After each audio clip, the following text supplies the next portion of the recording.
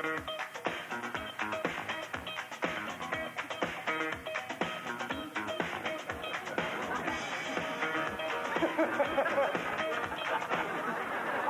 ladies. Now we're going to touch our elbows to our knees, reach through our legs and place our hands flat on the floor, twist toward the wall, and tuck. Can you dig it? No. 50 to start. Let it burn. Touch, reach, down, twist, touch, reach, down and twist and touch, reach, down, wow, touch, reach, down and twist, touch, reach, down, twist, touch, reach, Come in. twist, touch, reach, down Didn't I tell you if you didn't sit up straight, your spine would grow that way? Mother, what a nice surprise. What are you doing here? Can't I just drop by? You look tired. Are you taking your iron? Oh, Mother, if I took any more iron, I'd rust. Just a little slow getting started this morning. Well, of course you are. Sitting around watching television all morning. How are the boys? And Len, naturally. The boys are fine. And Len, naturally. Hey, you want some coffee? If it's fresh. It will be. Maggie, have you always considered me a friend? Sure. Then run away from home and start a new life. Mother. Darling, I'm sorry, but every time I see you throwing your life away on this mess, I could scream. I am not throwing my life away. But what do you call washing and scrubbing and picking up after a weird kid who spends his life in the bathroom, whose best friend is the tidy bowl man? Mother, I told you LJ's just going through a phase. Oh, you're impossible.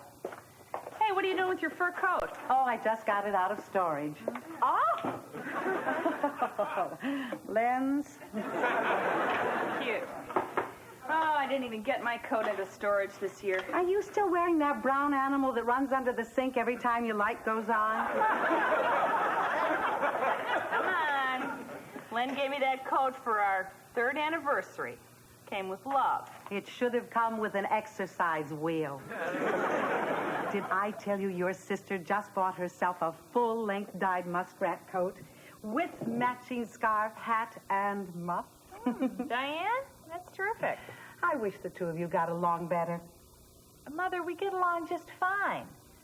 How is Greenville's roving reporter doing? Oh, Maggie. Her TV show is really catching on. Last week, she interviewed Joyce Brothers' mother's brother.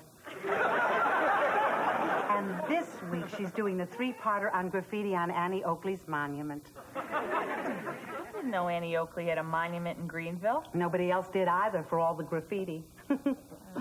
Oh, when you were small, you were the one I pinned my hopes on. Oh, sure. When you were 7 and Diane was 5, you were bouncing a ball one day back and forth when the little ball rolled under the sofa. Well, I watched the two of you very carefully. Diane just looked at that big sofa and she shrugged her shoulders and went on to play with something else. But do you know what you did? You moved the sofa to get the ball. I said to your father that day, that child is going places just as soon as she gets out of traction. Mother, why can't you just admit that I'm the daughter born without the talent? But that's not true, Maggie Sullivan. Make that Maggie Weston. I am going to read you something that I've been carrying around for a long time. It's a poem that you wrote when you were a little girl. Oh, Mother, I didn't write those for everybody to read. Oh, this is so embarrassing. Those are just dumb, silly, crazy bits of gibberish. Now, listen to this. Roses are green, lilies are blue. If this don't make good sense to you, try to be a little kind to a kid who's colorblind. Now, does that sound like gibberish to you? So I got lucky. Luck has absolutely nothing to do with it, Maggie. You're talented. You've always been. Oh, when you dropped out of college to marry Len, you were such a disappointment to us. I was in love. You panicked. And on your wedding day, when all the excitement died down, what there was of it, and Everybody went home. I knelt by my bed that night and I said, God, you owe me. I didn't know you carried that silly poem around in your purse all these years. Darling, I haven't found one person who I've read it to that's been able to speak. Oh, Maggie, you've got to start writing again. This whole conversation is ridiculous. Now, you know that, don't you? I mean, when would I find the time? Artists make time. Just ask yourself, where would Judith Krantz be today if she had devoted her life to Ring Around the Collar? Young lady, get thee to a typewriter. Mother, these are just silly.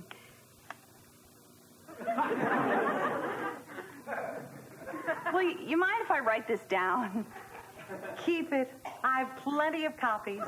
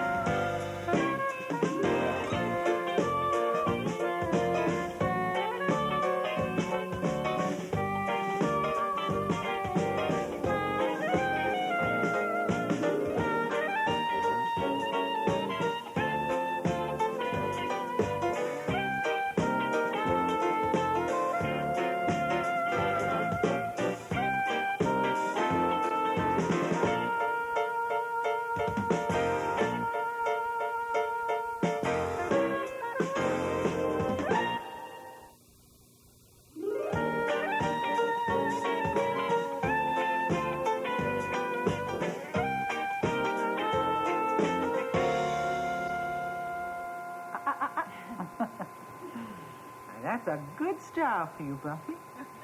I know. I am pretty. But am I really fulfilled? Oh, what a question. Of course I am.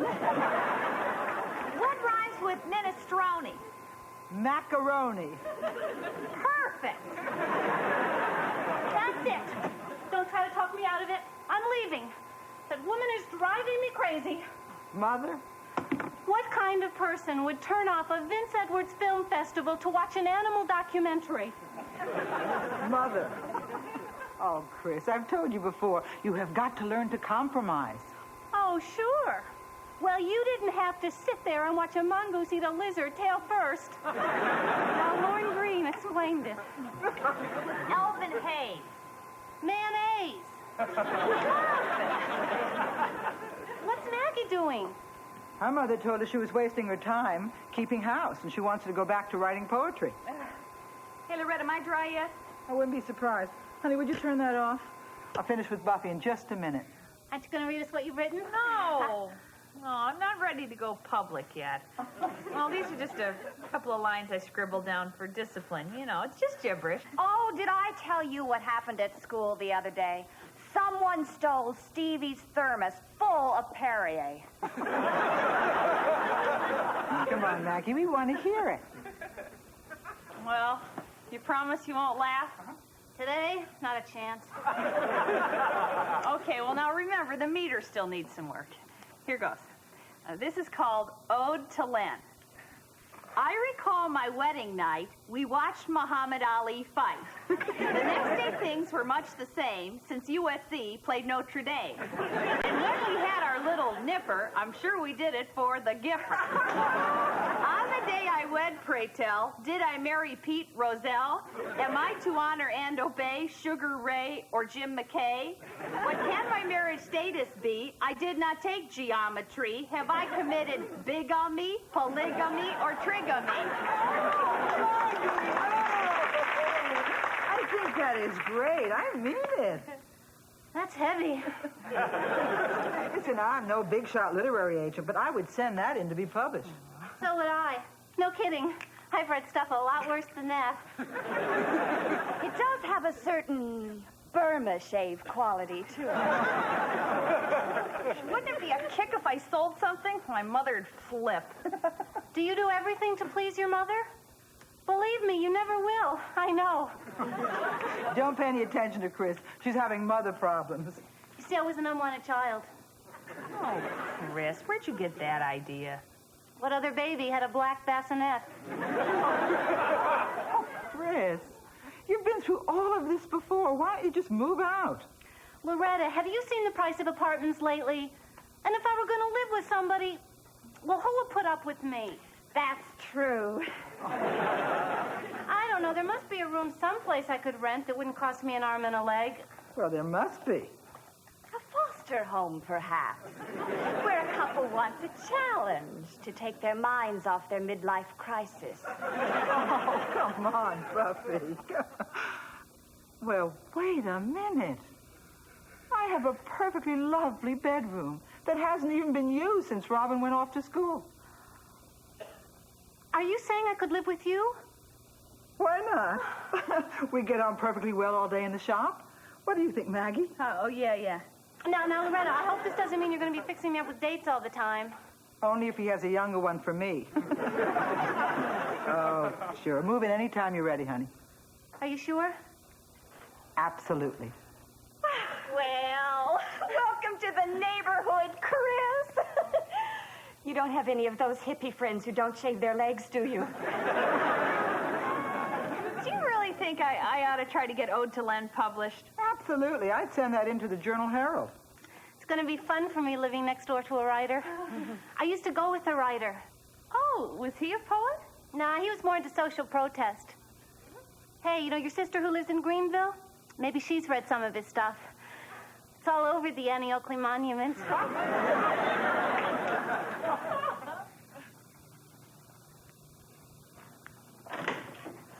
Oh, hi, Lynn.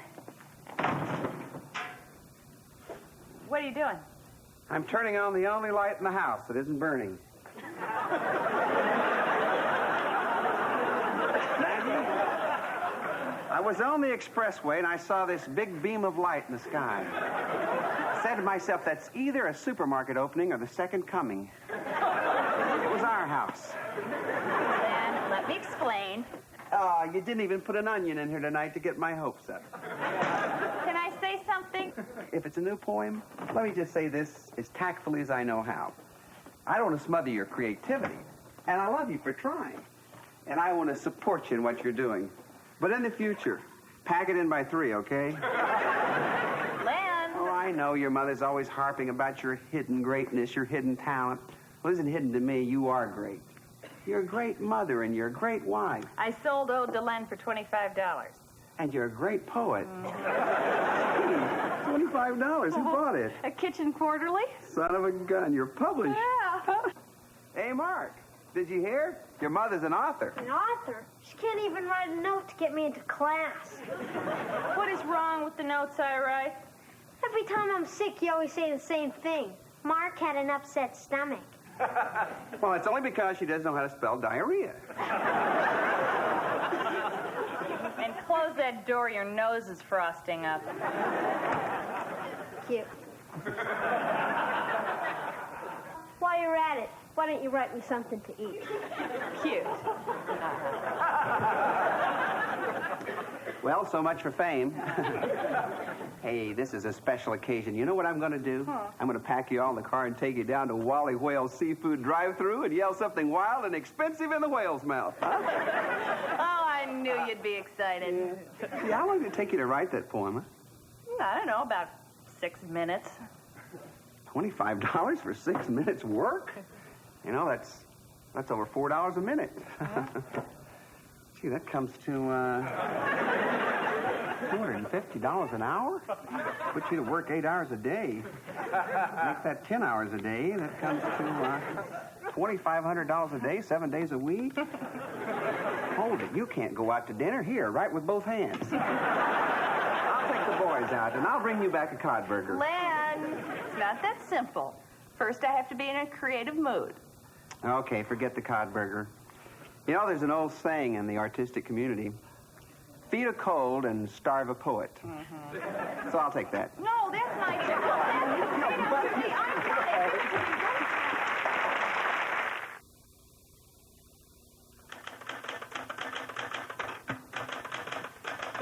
listen to this. Ode to Brussels sprouts. I could have sworn I heard him come in here. Oh, Mark, will you listen to the first 4 lines of this and tell me whether it moves you? Oh, I love it, Mom. It's great.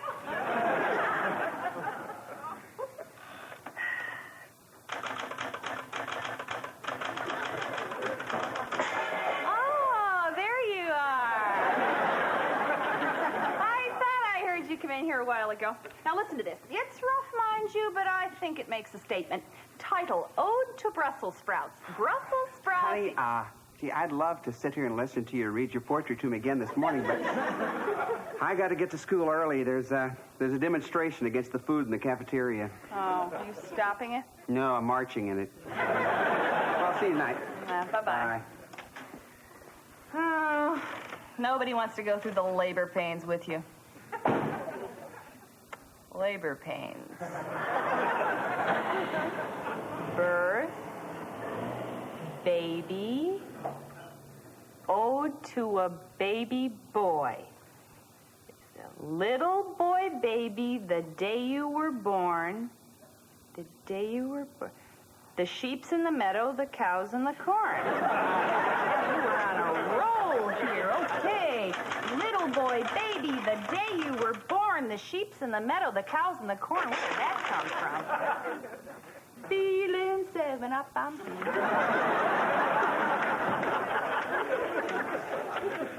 Oh, Bruce. Has Mama been ignoring you? Come here, honey. I'll miss my butt. Oh, poor baby.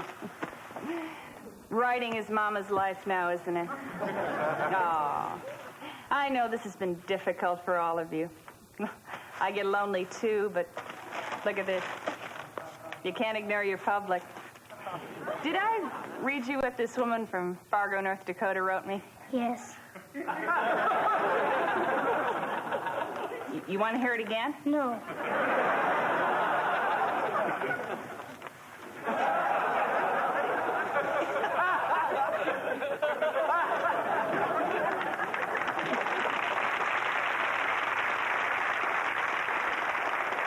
No wonder Dylan Thomas drank.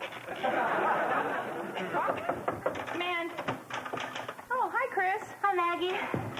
I'm sorry to interrupt you while you're creating, but I really have to talk to someone. Now, listen, I don't want you to misunderstand what I'm about to say, because I happen to think that Loretta is a wonderful person. But I cannot live in a bedroom with a Spanish doll in the middle of the bed. Maggie, Robin's room is a shrine. Everything is just as she left it. Pom-poms on the bedpost, Girl Scout badges around the mirror, a bust of Barry Manilow on the dresser. I know what you're going to tell me. You're going to tell me to give it time. And I suppose I should, but okay, the other night, I was going to put up my Casablanca poster. Loretta told me I was violating her wall. I know. It's a little thing. But little things are what I left home for, right? Oh, and the phone. That woman just hangs on the phone all the time. I answered it this morning, and I wanted to say, hey, Loretta, somebody wants to listen to you. I hear what you're saying, Maggie. This is a new experience for both of us. And you're right. I do love Loretta. I just have to be patient. Oh, Maggie, thanks a lot. You have been such a help. You not only have the soul of a poet, you have the heart of one. Bye.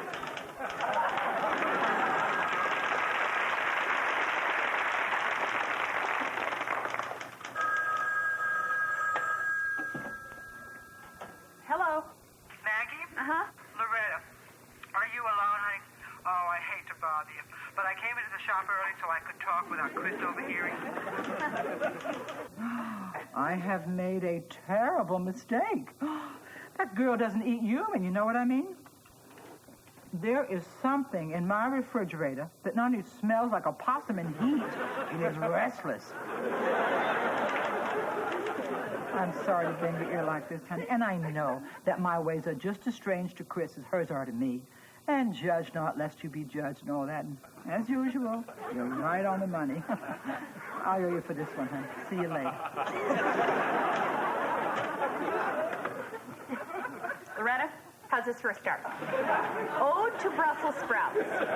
Brussels sprouts, you're such a treat. You go with fish, you go with meat. My family doesn't like you, though. Here you come, and there they go. Loretta? This is lonely at the bottom. What's it like at the top?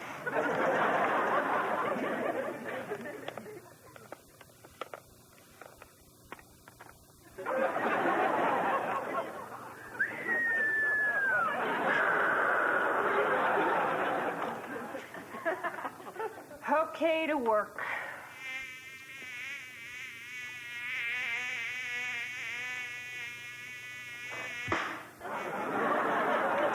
Now, don't you wish you'd had that jelly donut for breakfast this morning?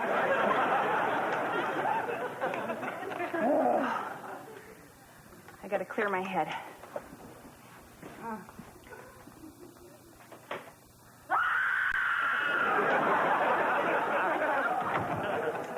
Better? Hello, darling. I knocked, but I guess you didn't hear me. Are the boys gone? Everybody's gone. So Chinese egg rolls, brain food. How is our budding poet progressing? Still in the bud. Oh, it will come, Maggie. You have so much to say. You've always been so sensitive, so probing, so artistic. Now, what have you done this morning? Well, let's see. So far today, I've cleaned the soap out of my wedding ring. And, oh yeah, I checked the back of my knees for varicose veins. You know what I think? I think I'm a one-poem poet. A flash in the pan, a literary fluke. Nonsense. Well, you can't give up just because of a little dry spell. Did your sister give up when I wanted her to be an anchor person? And they told her she would have to wait until a size 10 blazer quit or died? Of course she didn't. And Lord knows she wanted to. She did? Oh, you girls are so soft. What I wouldn't give to have a shot at what all of you have now.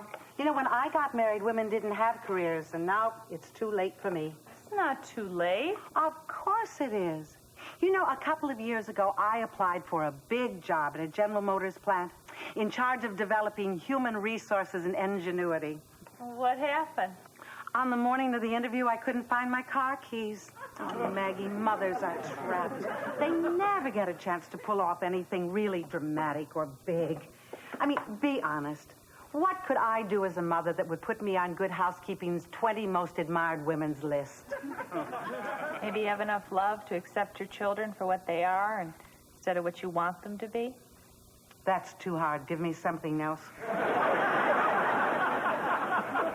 Mother, I'm not a writer, no matter how hard you want me to be. But, darling, your sister isn't all that talented either, and it hasn't stopped her. Incidentally, don't miss her interview with the 4-H barbecue ribs queen. Diane really sounds off on our Latin American policy. She did spend a week in Nogales. Oh, I wouldn't miss it. Listen, Mother, I know this is going to break your heart. But I have a family to take care of. And that's my career. I really can't handle anything else. Well, I understand, Maggie. Do you remember that ball that rolled under the sofa story? No, how does that one go? Well, you moved the sofa all right. Nearly killed yourself doing it. But when you got the ball, do you know what happened? Your sister took it away from you. What I said then still holds today. Maggie, you're a wimp. Call me next week for lunch. Goodbye, Mother.